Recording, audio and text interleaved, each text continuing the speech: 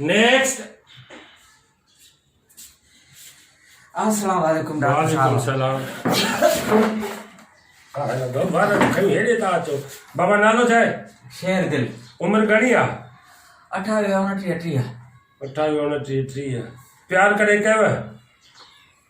हा प्यार कयो, शादी थियसि। नेट जो कंहिंखां हार्ट स्टाफ जी कुंडी वठणु आदत आहे? हा कॾहिं कॾहिं वठंदो आहियां 1,000 पैकेज में। चोरीअ जी आदत आहे? न चोरी न। तौबा। महिमान थी वञनि केॾे बार बार तंग करणु अॻिले खे? कॾहिं थोरो घणो, माना एतिरो न, थोरो घणो, महीने में 2 दफ़ा 3 दफ़ा। मोटरसाइकिल हलाईंदो आहे? मोटरसाइकिल न, मोटरसाइकिल न। अल्लाह साईं ख़ैरु कंदो। वरी करे खण आवाज़ ई नथो अचे छो? साईं कननि में विझिबो आहे न। अरे यार असां डॉक्टर जो हिन कोरोना वायरस मक़ज़ी पहिरें चलियो आहे, असां पाण लवायूं था। हाणे खण फाथल आहे, फाथल आहे 100% फाथल आहे। छा फाथल आहे साईं? कोरोना फाथल आहे। बाक़ाइदे वायरस घुमनि फिरनि था। मैदान जंग लॻो पियो आहे अंदरि।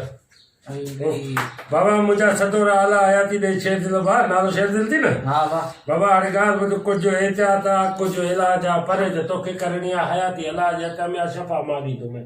हाँ अलाए को डॉक्टर दवा ॾींदो, शफ़ा अलाह ॾींदो।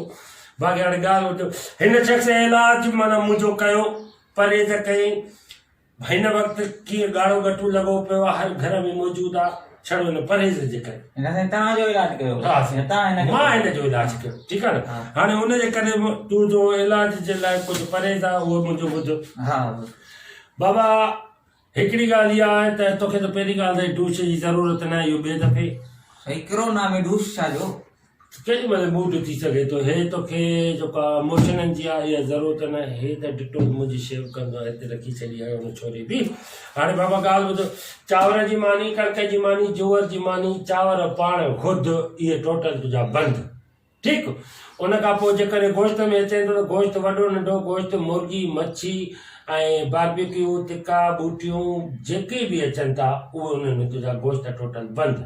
हा अचूं था जेकॾहिं सब्जियूं में गोगड़ू आहे, भिंडी आहे, तूरी आहे, मूरी आहे, गजर आहे ऐं उन खां अलावा करेला आहिनि, इहे तुंहिंजा टोटल बंदि। जीअरो रहणो आहे भला? जीअरो त रहणो आहे। जेकॾहिं तुंहिंजी मर्ज़ी आहे, हाणे वधीक रहे न रहे असां तोखे इलाज था ॾसूं। उन खां पोइ जेकॾहिं फ्रूटनि में अचे थो त फ्रूट में सूफ़, ॾाढ़ूं, अंगूर, पपीतो, जैतून, मुसंबी ऐं स्ट्रॉबेरी, इहे टोटल बंदि। हाणे छा कंदे?